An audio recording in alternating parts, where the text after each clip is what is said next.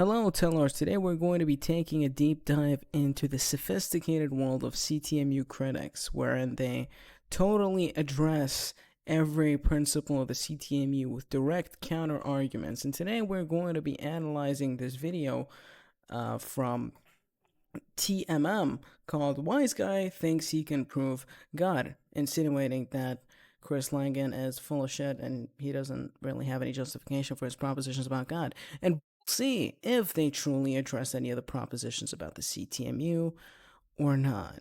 You may have heard of this guy named Chris Langan who has the world's highest tested IQ score. Well, he claims that he can prove the existence of God. Cognitive theoretic model of the universe, the CTMU. It shows that we're all a part of the same universal self. All men are related in ways they can't necessarily discern on this plane of reality.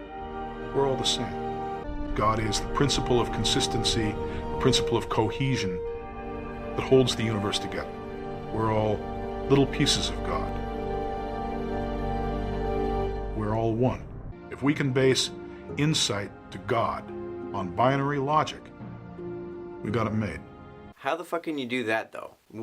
The same way that we inhere insight in anything that can be logically deduced through a binary of real, unreal, or truth and falsity. This is the very basis of sentential logic, binary logic. In the same capacity, if it is the case that we can deduce the existence of God, then we would necessarily be doing so through the means of a binary form of logic. And how we can do that? Well, he explained it. It's in this little document called the CTMU, which you're probably not going to read or address any of the propositions of.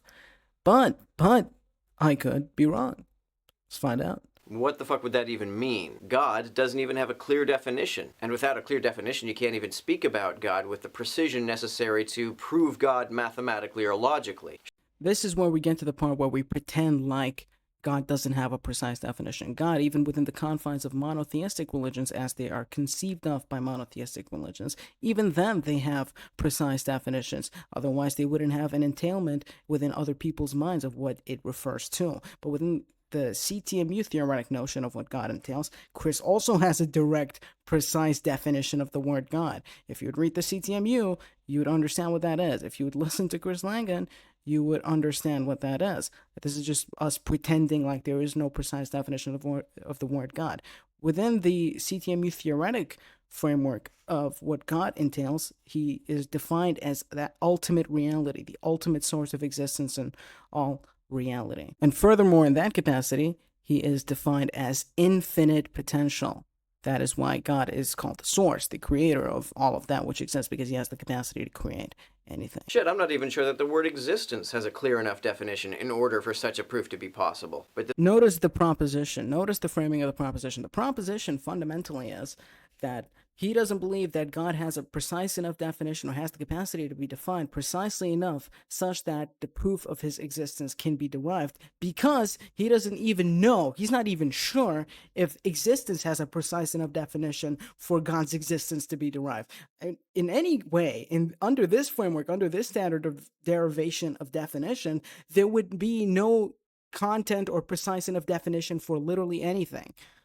The proposition is very sneaky, but essentially, Chris Langan claims to have a proof of the existence of God. God can't be precisely defined enough up to my standard, because my standard doesn't even have a precise enough definition of existence itself. Therefore, Chris Langan, it's impossible for him to have a proof of God. It's just impossible, right? Because it doesn't conform to my standard definition, which, by the way, he hasn't made any justification of. Until this point, it is safe to assume that it's arbitrary because he hasn't given any reason for it. So, according to this guy's supposition and his standard of definition, the definition of the word God just is imprecise because existence itself has a definition that is imprecise, and imprecise enough in the capacity that he is unsure of it. Because he is unsure of the precision of the nature of existence, but by necessity, but transitively, he has to be unsure of the capacity for God to be able to be proven.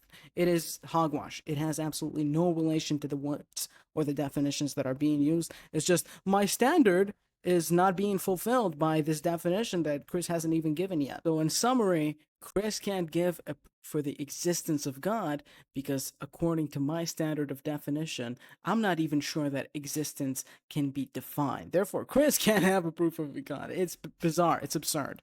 This guy thinks that he can in fact prove God, and he's published a paper about it. Where did he publish it? In a journal called Progress in Complexity, Information, and Design, the journal of the International Society for Complexity, Information, and Design, which is an organization devoted to promoting the idea of intelligence. Notice how this has absolutely nothing to do with the argument that Chris Langan has for the existence of God, or the very mere proposition that Chris Langan has made about the existence of God, or his proof for the existence of God. It's just, there is this paper that he published in the journal that already is about the thing that he published in the journal.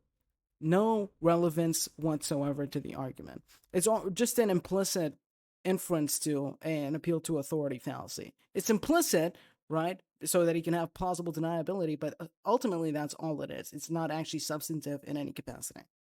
Design. Already this doesn't bode well. So here's a bit from the abstract. Where information is the abstract currency of perception, such a theory must incorporate the theory of information while extending the information concept to incorporate reflexive self-processing in order to achieve an intrinsic, self-contained description of reality. I think what he's proposing here is an idealist model of reality, the idea that reality is itself somehow conscious. This extension is associated with a limiting formulation of model theory identifying mental and physical reality, resulting in a reflexively self-generating, self-modeling theory of reality identical to its universe on the syntactic level. What the fuck does that mean?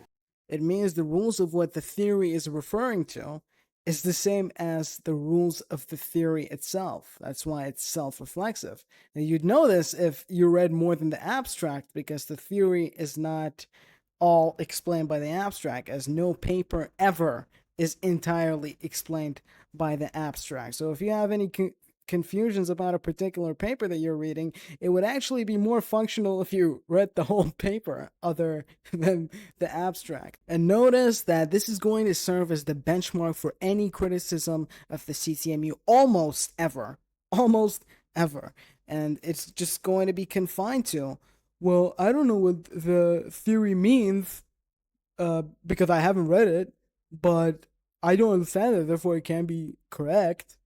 It is lazy. It's called ignorance. If there is a proof of the existence of God that you would love to criticize, you could at least do the least by understanding what the theory is and then criticizing the necessary components of it. It's a 56-page document that is a theory of everything in a metaphysical sense. I mean, it's pretty given that you would have to read the entire paper to understand what the paper is about, more so than an abstract. Much less than you would read any other research paper and judge the entire paper or your understanding of the entire paper or the concept contained within the paper based solely and purely on the abstract. This is just comical. There is no criticism here. There's no argument being made against the CTMU. I suspect this is going to be the trend for the entire series, where we cover literal kooks that have no idea what they're talking about the CTMU, yet are so keen on debunking it or criticizing it. Well, I heard something about the CTMU, or I read something about the CTMU. Either I didn't like it, or I didn't understand it. Of course I didn't read the entire paper, because it's bullshit. Well, how would you know it's bullshit if you didn't read the entire paper? How would you know that that's all that the paper is about if you didn't read the paper? How come you don't understand if you actually read the paper? You'd probably understand if you read the paper, which the thing you're criticizing is literally about in detail. Every single part of the criticism that this guy has about the mere abstract is explained thoroughly within the paper. There are about 20 or more so principles contained within the CTMU that explain every single part of that abstract.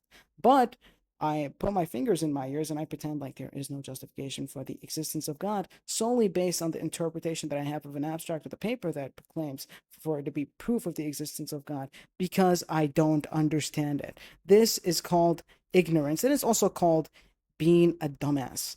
What does he mean, a theory identical to its universe on the syntactic level? Is he saying that the universe has some kind of syntax? What the fuck would that mean? By the nature of its derivation, this theory, the cognitive theoretic model of the universe, or CTMU, can be regarded as a super-tautological reality theoretic extension of logic. What the fuck does that mean?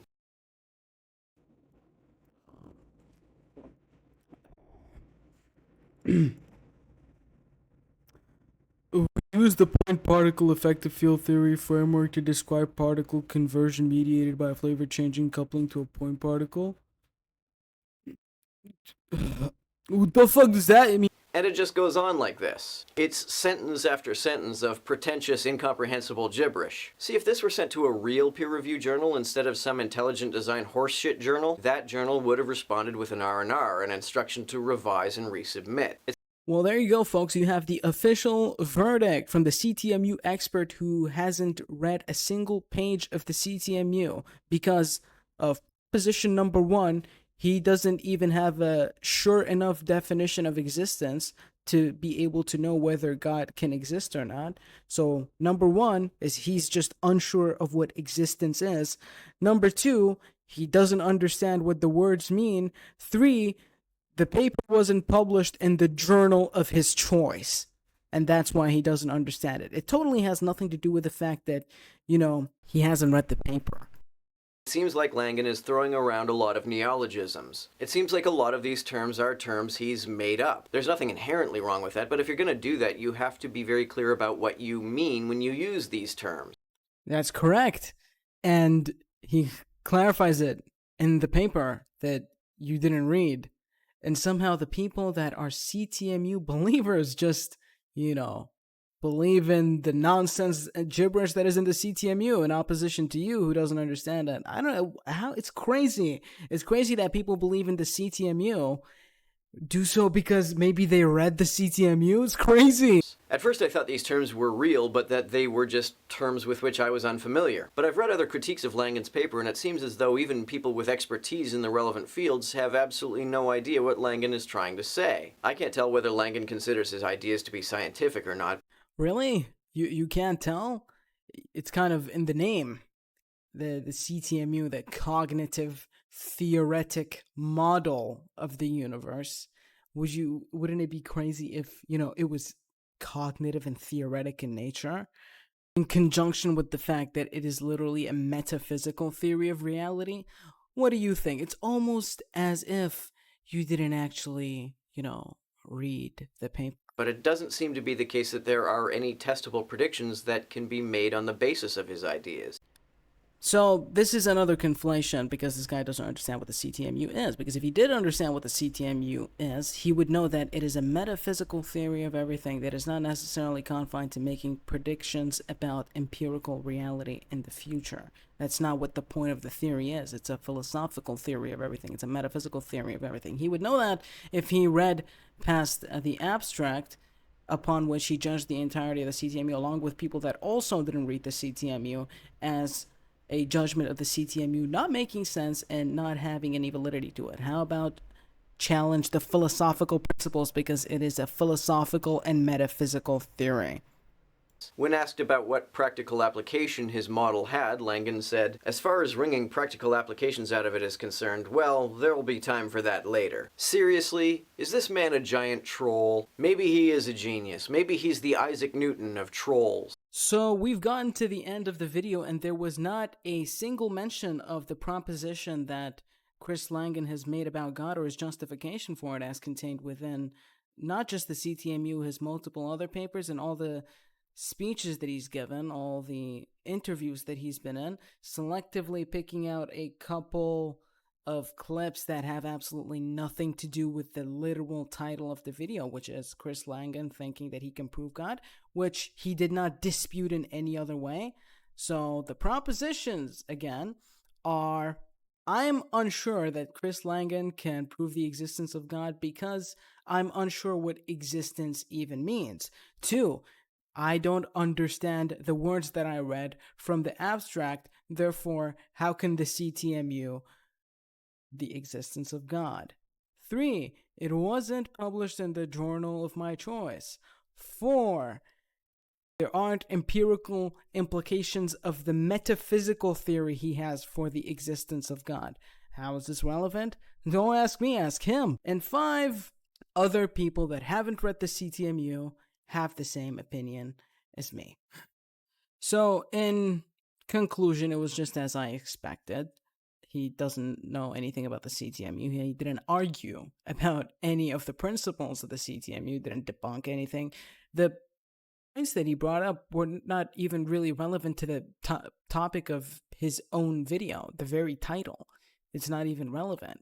It's not, he didn't rebuke anything. He didn't do anything really. And I'm going to turn this into a series wherein I point out the flaws in the people's arguments, or I point out where they don't make arguments and proclaim themselves to be critics of the CTMU and how Langan has no idea what he's talking about. He's a kook. These people are clueless. They're clueless, and it's literally just a joke. It's funny to laugh at. So if you guys enjoy this kind of content, if you enjoy rhetoric, debate, and most importantly, if you enjoy the CTMU, we have the best community on planet Earth that you can go and subscribe to. We have a community of like-minded individuals, experts of the CTMU. We have courses, multiple courses available on everything that has to do with the CTMU and the other papers related, like mathematical metaphysics and quantum metamechanics and everything related to the CTMU theory. Ask questions to CTMU experts. You'll get calls. We'll have weekly calls and lectures. And yeah, it's basically a domain wherein you are free to express your thoughts about the CTMU and learn and apply. So thank you guys for watching, and I'll see you soon.